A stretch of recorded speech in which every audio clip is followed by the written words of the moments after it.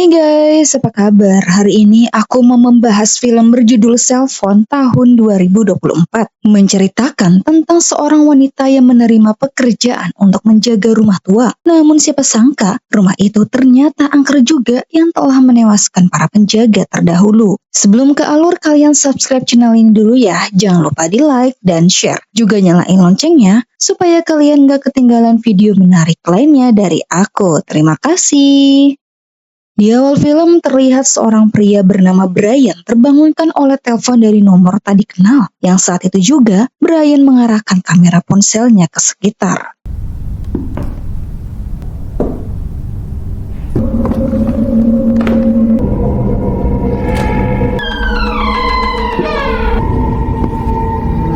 Entah apa yang sedang dilakukan Brian, tapi saat kamera diarahkan ke istrinya, seketika Brian sangat shock. Beberapa saat kemudian, tak disangka Brian malah mengakhiri hidupnya dengan gantung diri. Sebenarnya, apa yang terjadi? Singkat cerita, scene beralih kepada seorang wanita bernama Wen tiba di rumah yang pernah Brian tempati, di mana Wen akan menggantikan Brian untuk menjaga rumah itu. Kedatangan Wen ini langsung ia beritahu ke pemilik rumah bernama Bob melalui telepon karena Bob berada di luar kota. Bob meminta maaf tidak bisa menyambutnya dan ia memberitahu jika rumah tersebut sangat tua berusia 150 tahun dan ada banyak kamar lantaran dulu dijadikan penginapan. Sebelum telepon ditutup, Bob berkata jika Wen butuh sesuatu ia bisa menghubungi dirinya kapanpun. Wen menerima pekerjaan ini bukan semata-mata hanya untuk uang, tapi Wen ingin menenangkan diri supaya bisa melupakan mendiang suaminya bernama Liam yang tewas akibat kecelakaan.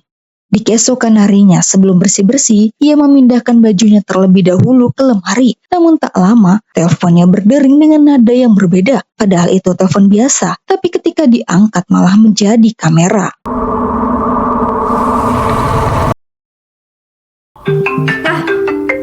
Di tengah keheranan, Bob menelpon. Mendengar nada Wen agak beda, Bob bisa tahu kalau Wen habis melihat hantu. Lantas Bob memberitahu bahwa itu pasti Betty. Menurut legenda, Betty tewas di rumah itu secara misterius dan hantunya gentayangan menakuti semua orang. Wen tak menyangka rumah itu ternyata angker. Meski ia jadi parno, tapi Wen tetap mengangkat telepon dari Betty.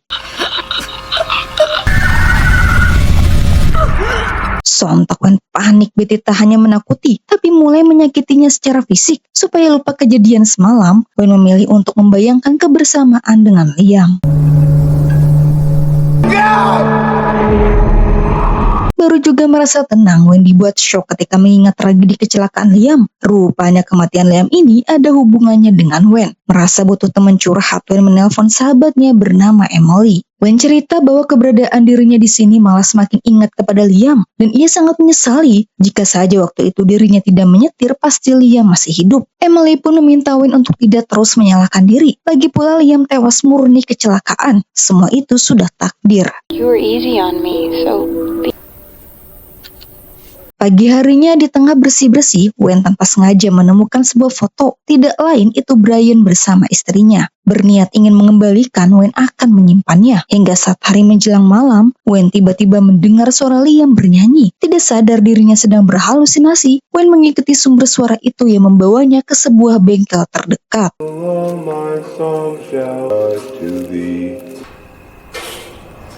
Meski suaranya tak lagi terdengar, Wen yang menganggap Liam berada di dalam mencarinya. Liam? Di tengah mencari, Wen melihat seorang pria tengah memperbaiki mobil. Namun kehadiran Wen seperti tidak dianggap. Pria itu sibuk mencari alat sambil berbicara nggak jelas. When in actuality, I'm just a guy. Have you ever had a... So I guess it's... Carl, we've got him. He's on duty tonight. Carl was already on the scene when I drove down to break a sweat just sitting in his car. Wen sengaja mengikuti pria itu hingga akhirnya Wen diajak ngobrol. Pria itu bernama Chris, pemilik bengkel. Yang ketika Chris tahu Wen menjaga rumah Bob, ia berkata bahwa Bob orang yang menyeramkan. Meski ia tidak begitu mengenal Bob, tapi yang ia tahu penjaga sebelumnya bernama Jim tewas di rumah itu secara misterius. Tentu Wen jadi takut mendengarnya. Kemudian Wen juga cerita mengenai Betty yang selalu mengganggu. Chris hanya menyuruh Wen untuk melawan rasa takutnya. Perkataan Chris semalam membuat Wen terus kepikiran. Belum juga seminggu di rumah ini, Wen sudah mendapat teror hantu. Di tengah melamun, pandangan Wen tertuju ke sebuah kertas di patung tupai. kertas itu merupakan kode untuk membuka berangkas. Tapi Wen merasa aneh, berangkas sebesar itu hanya berisi selembar kertas, di mana tertulis curhatan seseorang mengenai kejadian hal aneh di rumah ini yang sebagian mirip Wen alami juga. Sudah jelas itu pasti ulah Betty, dan malam ini Betty kembali mengganggu Wen. Sorry, I didn't catch that.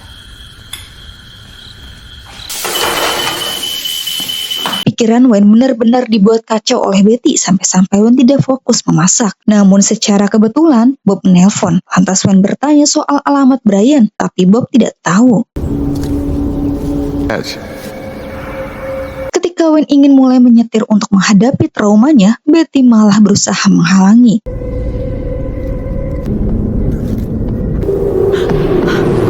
Tak kuat lagi terus mendapat teror, Wen hampir kepikiran ingin bundir. Keadaan ini membuat Wen sangat terpuruk dan rasa takutnya pun semakin besar, di mana Wen selalu mengandalkan sosok Liam untuk menenangkan dirinya. Meski Liam hanya hayalan semata, tetapi itu akan membuatnya semakin sulit melupakan Liam. Hey!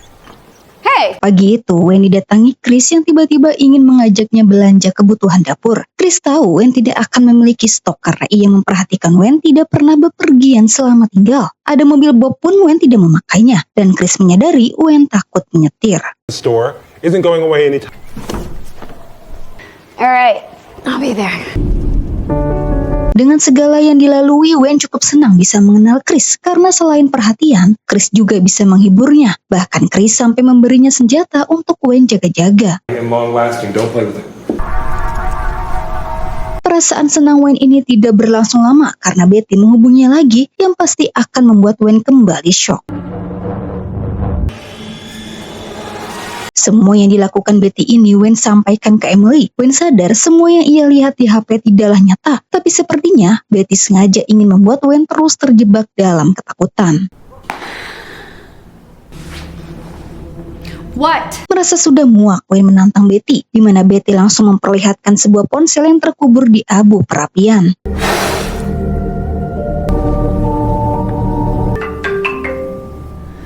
Alright, Wen, listen, it's a... Bob kembali menelpon Emily untuk menyampaikan soal Brian karena baru ingat Bob memberitahu tragedi Brian yang membunuh istrinya. Tapi Bob tidak yakin. Menurutnya mereka dibunuh oleh gelandangan. Lantaran kala itu pintu belakang rumah ini rusak yang memungkinkan orang asing masuk. Namun sekarang pintunya sudah diperbaiki, jadi Wen tidak perlu khawatir. Wen tak menyangka para penjaga di rumah ini semua berakhir tewas. Wen yakin Betty lah di balik kematian mereka, dan Wen menduga Bob menutupi sesuatu darinya. Hello? Remember to knock. From inside that... Kata Bob, pintu belakang sudah diperbaiki, tapi ini Chris bisa masuk, menambah kecurigaan Wen. Di situ Chris membawa senjata karena ingin mengajak Wen melakukan sesuatu untuk membantu Wen menghadapi traumanya. This is loose. It's fine. It's just first. Sebelum mulai, Chris menyuruh Wen menggambar ketakutan terbesarnya di galon bekas yang ibaratnya itu sebagai target mereka. Namun Wen malah menggambar hal lain. Jadinya Chris yang gambarin untuk Wen. No. I'll draw it in. You have to go to war. Take these. Okay, next. But not all of it. Karena senjatanya berbeda dengan yang biasa, Chris memberi tutorial agar Wen bisa menggunakannya. Turn. Rock. Fiber.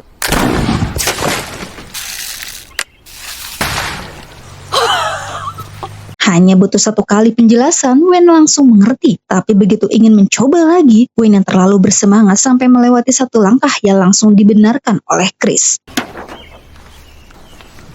Alright. Terapi menembak ini ternyata masih belum bisa membantu Wen. Tak apa, nanti Chris akan mencoba lagi dengan cara lain.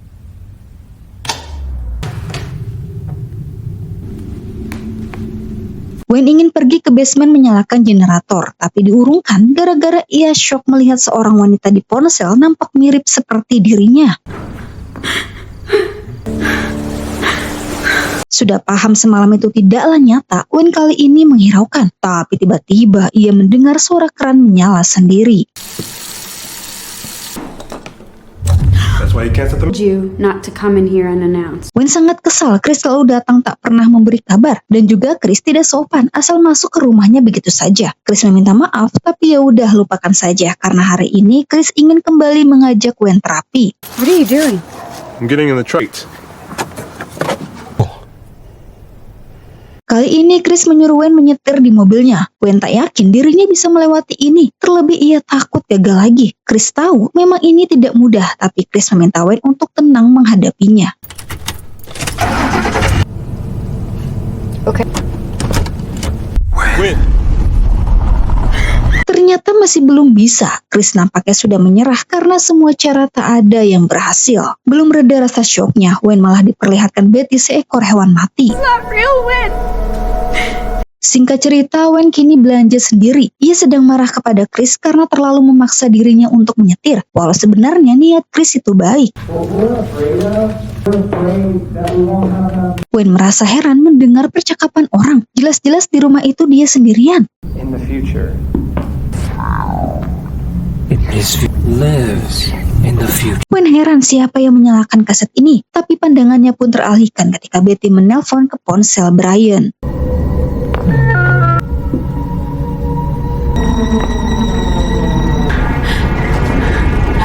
Kini terungkap sudah, ternyata Betty lah pelaku di balik kematian Brian. Betty mempengaruhi Brian untuk membunuh istrinya, yang kemudian langsung gantung diri. Gwen pun memberitahu Chris bahwa Betty hantu psikopat yang sangat berbahaya. Tapi Gwen tidak bisa menunjukkan pada Chris karena hanya dirinya yang bisa melihat. Supaya Chris percaya, Gwen memberikan catatan yang ia yakini itu milik Brian. Dan Gwen sangat takut nasib dirinya dan Chris akan seperti Brian. Chris berusaha menenangkan Gwen dan ia memberikan sebuah pohon sebagai permintaan maaf. Maybe it's a tree in my front yard that I get to see.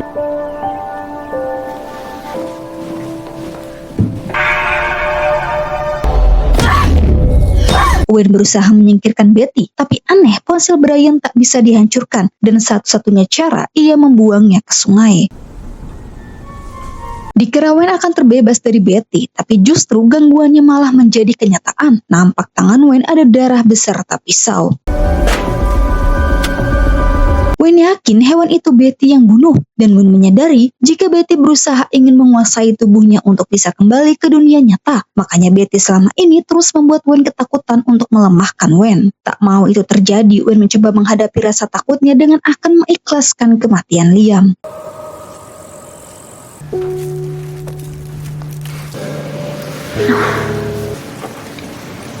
Parking lot, talking to someone.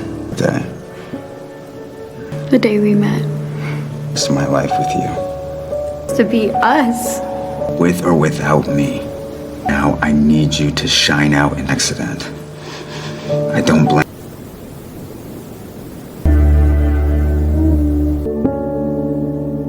Setelah berhasil, Gwen berniat meninggalkan tempat itu. Tapi tiba-tiba ia mendengar ponsel berdering. Tak lain itu dari HP Brian.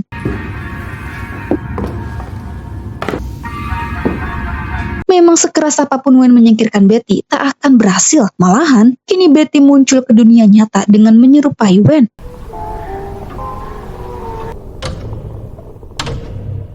I did try my best to get you to do it for me. Itu semua karena rasa takut Gwen yang begitu besar sehingga memberi Betty kehidupan. Dan Betty akan membunuh Gwen untuk menggantikannya. Gwen tak akan membiarkan Betty hidup di dunia ini. Ia pun mencari senjata untuk bisa melawan Betty. Namun tidak jadi karena Chris datang ke rumahnya. I've learned my lesson and I'm now the most announced. Of course you're home. You need to leave. You've got to stop grieving. Gwen mencoba menjelaskan yang sedang terjadi tapi sulit dimengerti oleh Chris yang akhirnya Betty keburu muncul. Chris, stop! Don't trust it. This is class. Tentunya Chris terkejut Gwen memiliki kembaran dan mereka sama-sama mengakui dirinya adalah Gwen. Bikin Chris bingung. Twin. That is something else. It's lying. It's me. You guys have done so well. The other day. A tree.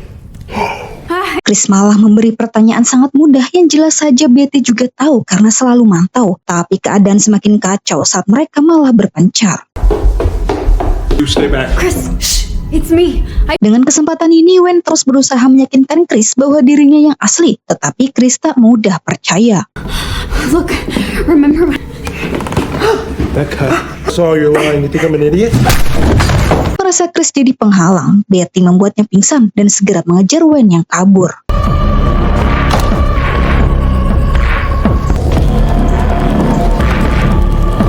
Wayne segera mencari senjata Chris di bengkel yang untungnya mudah dia temukan. Tapi tanpa sengaja, Wayne membuat suara berisik sehingga Betty mengetahui keberadaannya. I'm not gonna hurt you. You know when? Karena terlalu panik, Wayne melewati satu langkah yang membuat senjatanya tidak berfungsi. Alhasil Betty menyerangnya.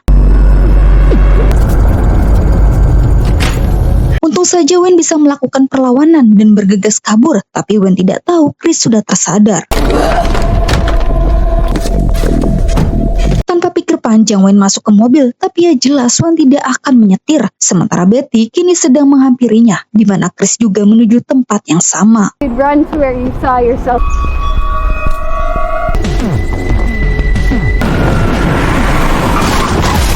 Dengan sengaja menggiring Betty ke jalan, Wayne akhirnya berhasil menghadapi rasa takut terbesarnya sehingga ia bisa melenyapkan Betty. Kini Wayne sudah tidak takut lagi menyetir yang tentunya Chris sangat senang. Wayne yang sudah sembuh dari trauma berpamitan kepada Chris karena dirinya ingin pulang menggunakan mobil Bob. Henry saw something red hot named Ash. Fire opened the seed that had fallen. Bagaimana guys filmnya? Betty ini semacam hantu jahil, bikin para penjaga tidak kuat karena hampir setiap hari kena teror. Tapi Wayne yang mampu bertahan sejauh ini memberikan kehidupan untuk Betty karena rasa takutnya sangatlah besar. Cuma ya ada untungnya juga sih kehadiran Betty ini bisa membuat Wayne menghilangkan rasa traumanya. Dan kini Wayne dapat menjalani hidup dengan tenang. Seperti itulah cerita lengkap dari film Cell Phone. Semoga kalian suka. Sampai jumpa di video selanjutnya. Bye-bye.